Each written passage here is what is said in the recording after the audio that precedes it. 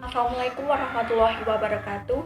Halo teman-teman, perkenalkan nama saya Dewi Susilowati, NIM K7518025 dari Prodi Pendidikan Administrasi Perkantoran kelas A angkatan 2018 Fakultas Keguruan dan Ilmu Pendidikan Universitas 11 Maret Surakarta. Baik teman-teman, pada kesempatan kali ini saya mendapatkan tugas akhir mata kuliah manajemen perbekalan, yaitu menganalisis sistem informasi manajemen perbekalan. Nah, sebelum kita membahas tentang analisisnya, alangkah lebih baik jika saya memberikan gambaran kepada teman-teman apa sih sistem informasi pada manajemen perbekalan itu. Jadi, sistem informasi manajemen adalah jaringan prosedur pengolahan data yang dikembangkan dalam suatu sistem secara terintegrasi dengan maksud memberikan informasi yang bersifat intern maupun ekstern kepada manajemen sebagai dasar pengambilan keputusan terkait perencanaan, pengadaan, pencatatan, pemeliharaan, penghapusan, maupun pengendalian pada sektor perbekalan kantor. Selanjutnya yaitu kita akan masuk ke pembahasan yaitu mengenai analisis sistem informasi manajemen perbekalan. Nah, pada kesempatan kali ini saya menganalisis aplikasi inventory stock dari Research Labs. Dalam poin analisis ini terdapat 6 poin. Yang pertama yaitu tujuan, kemudian alur penggunaan, yang ketiga yaitu flowchart, yang keempat hierarki sistem, yang kelima yaitu informasi yang dapat dimanfaatkan dari aplikasi, dan yang terakhir yaitu informasi apa saja yang perlu ditambahkan atau dihilangkan dalam aplikasi tersebut sehingga dapat melancarkan proses manajemen perbekalan. Nah, langsung saja ke pembahasan yang pertama yaitu mengenai tujuan. Tujuan dari pembuatan aplikasi inventory stock Research Lab ini yang pertama yaitu untuk mempermudah pegawai suatu perusahaan untuk mengetahui bagaimana keadaan barang yang ada di dalam gudang. Kemudian yang kedua yaitu memenuhi kebutuhan pelanggan dengan persediaan yang terkelola dengan baik dan benar. Dan yang terakhir yaitu dengan adanya aplikasi inventory stock Research Lab ini, kita dapat memperoleh informasi secara akurat oleh pengusaha terkait dengan persediaan barang yang ada di dalam gudang. Baiknya selanjutnya yaitu kita masuk ke pembahasan yang kedua yaitu alur penggunaan dari sistem. Nah, pada aplikasi inventory stock A1 ini kita dapat mempraktekkan alur penggunaannya, yaitu yang pertama membuka di laman Research ini kita klik bagian sini, kemudian kita tunggu sistemnya login. Nah, kemudian di sini ada passwordnya yaitu dash dan dash. Tinggal diketik saja.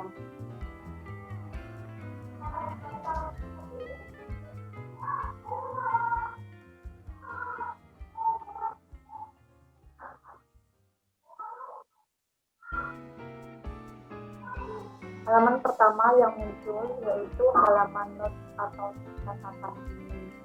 Nah, notes atau catatan ini digunakan sebagai dashboard utama di mana dalam catatan ini kita dapat mengetahui ingatan dari persediaan stoknya.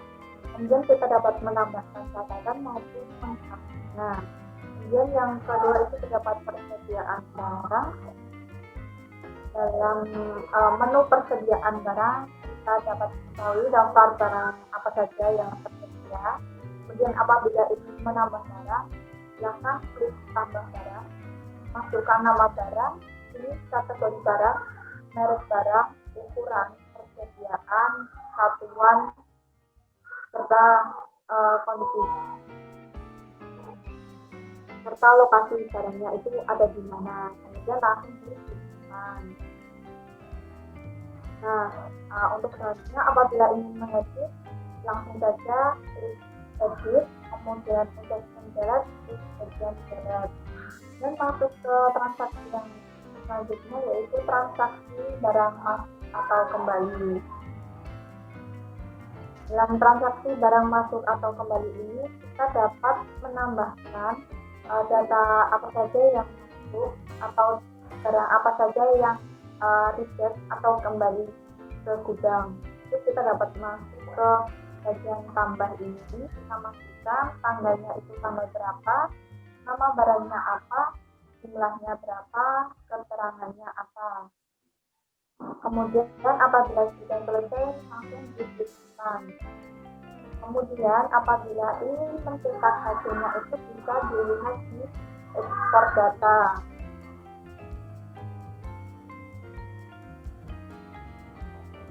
Di sini terdapat menunya, nanti dapat di copy, di extract, dan dapat disimpan ke Excel, PDF maupun di langsung, sehingga kita dapat mencetaknya dalam data.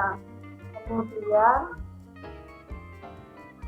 dalam barang keluar, menu barang keluar ini terdiri dari daftar barang keluar. Barang yang keluar dari gudang itu apa saja, silahkan dimasukkan. Kemudian untuk menambahnya, silahkan ditambah tanggalnya, tanggal berapa, nama barangnya ini ditulis, barangnya apa, jumlahnya berapa, siapa penerimanya, dan caranya apa. Apabila telah selesai itu semua, silahkan disimpan. Dan untuk melihat datanya secara besar, ini dapat dilihat di ekspor data seperti yang ada transaksi data barang masuk atau kembali. Kemudian jika tidak digunakan, aplikasi ini dapat keluar melalui menu logout yang ada di sini. Nah, langsung ke menu utama.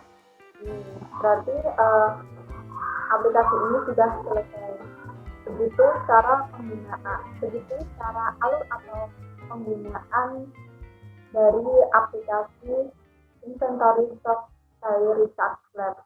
Baik, setelah kita mengetahui alur penggunaan dari sistem aplikasi Inventory Software Research Lab, kita beranjak ke yang poin ketiga, yaitu mengenai flowchart. Flowchart adalah suatu bagan dengan simbol-simbol tertentu yang menggambarkan urutan proses secara mendetail dan hubungan antara suatu proses atau instruksi dengan proses lainnya dalam suatu program. Nah, dari aplikasi Inventory Software Research ini dapat digambarkan dalam alur flowchart yang telah saya buat. Itu dimulai dari operator apabila ada pembentangan, kemudian operator akan mengerjakan gudang. Jika diperlukan penambahan, maka terdapat data barang masuk atau kembali, kemudian di ketiga yaitu data barang masuk atau kembali. Diperlukan penambahan barang itu ke barang. Apabila barang tersedia, maka dilanjutkan yaitu ke laporan barang keluar, kemudian verifikasi barang keluar diteruskan kepada customer. Nah, dari customer ini barang dapat diterima maupun ditolak. Apabila barang diterima, maka proses akan jadi itu. Kemudian apabila barang keluarnya ini ditolak, maka barang itu akan dikembalikan kepada gudang, kemudian juga akan diberikan kepada operator. Kemudian apabila dalam stok barang ini tidak apabila stok barang ini kosong, maka dikatakan dan prosesnya berakhir. Kemudian dari data barang masuk kembali ini harus ada pelaporan kepada pimpinan mengenai data barang itu. Selain itu, dari laporan barang keluar ini, pimpinan juga harus mengetahui laporannya, sehingga dari laporan barang keluar pada saat ini akan diberikan ke ini, yaitu pada poin keempat kita membahas tentang hierarki dari sistem.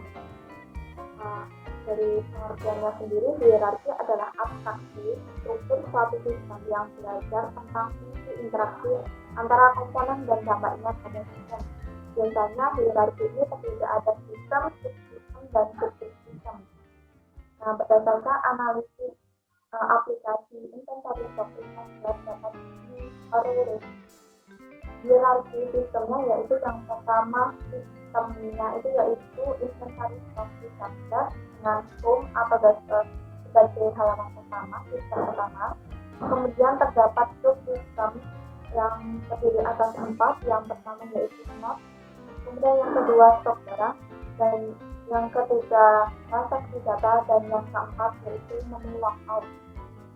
Kemudian dalam aplikasi ini terdapat subsistem di mana dapat dilihat pada subsistem stok barang ini terdapat 2 subsistem yang terdiri atas subsistem daftar barang dan subsistem tambah barang. Kemudian juga dapat dilihat pada subsistem transaksi data, dapat diperoleh informasi mengenai subsistem transaksi data tentang barang masuk atau kembali, dan subsistem tentang barang keluar. Kemudian poin yang kelima yaitu mengenai informasi yang dapat diperoleh dari aplikasi tersebut, yaitu berdasarkan hasil analisis dari aplikasi Inventory Stock Recharge Lab diperoleh informasi antara lain yang pertama yaitu ringkasan mengenai daftar barang. Baik, dalam aplikasi tersebut di dalam notes atau catatan kita dapat mengetahui ringkasan stok barang apa saja yang masih tersedia dari aplikasi tersebut. Kemudian yang kedua yaitu kita dapat melihat transaksi barang. Transaksi barang ini terdiri dari 3 macam. Yang pertama yaitu baik transaksi barang masuk yang dikarenakan oleh penambahan stok atau pembelian barang dari perusahaan. Kemudian yang kedua yaitu transaksi barang keluar, di mana barang stok gudang itu dikeluarkan karena adanya permintaan dari konsumen atau adanya pembelian dari konsumen. Kemudian yang ketiga yaitu transaksi barang kembali. Transaksi barang kembali ini diperoleh karena adanya reject dari pelanggan, sehingga barang rejekan itu harus masuk kembali ke dalam gudang. Baik, pembahasan yang terakhir yaitu mengenai informasi atau data yang perlu ditambahkan atau dihilangkan dalam sistem tersebut. Berdasarkan hasil analisis terhadap aplikasi Inventory Stock oleh Recharge Lab ini, dapat diketahui bahwasannya tidak ada data yang perlu dihilangkan dari sistem tersebut, namun terdapat beberapa informasi atau data yang perlu ditambahkan. Nah, di sini saya menyarankan informasi atau data yang perlu ditambahkan antara lain yang pertama yaitu informasi mengenai kondisi barang. Jadi dalam sistem tersebut belum ada penjelasan mengenai kondisi barang, baik barang itu barang lama atau terbaru, barangnya baik atau barangnya sudah jelek, itu belum ada, sehingga perlu adanya tambahan informasi mengenai kondisi barang. Kemudian yang kedua mengenai harga barang. Dalam sistem tersebut belum diketahui harga barang pada periode tertentu itu berapa. Jadi di sini saya menyarankan dengan tambahan informasi harga barang ini akan memudahkan karyawan apabila ingin mengetahui harga barang pada periode tertentu sebagai dasar apabila barang tersebut mengalami kenaikan maupun penurunan. Kemudian yang ketiga yaitu informasi yang perlu ditambahkan yaitu tentang diagram atau grafik dari stok barang yang dapat diaplikasikan dalam menu note. Jadi ketika kita membuka aplikasi tersebut, kita langsung dapat mengetahui gambaran grafik persediaan stok barang itu langsung. Kemudian yang terakhir yaitu saya menyarankan adanya menu cetak pada bagian notes. Nah, dikarenakan di poin 3 tadi saya menyarankan adanya ditambahkan informasi mengenai diagram atau grafik dari persediaan barang, maka dalam poin keempat ini saya menyarankan adanya menu cetak pada bagian notes atau catatan bagian utama atau dashboardnya ini dikasih menu print, sehingga kita dapat mencetak langsung apabila kita membutuhkan data tersebut dalam bentuk hard file. Baik, sekian penjelasan dari hasil analisis sistem informasi manajemen pada aplikasi Inventory Stock oleh Recharge Lab ini. Dari saya cukup sekian, kurang lebihnya mohon maaf. Semoga dari hasil analisis ini dapat memberikan pengetahuan bagi teman-teman Wassalamualaikum warahmatullahi wabarakatuh.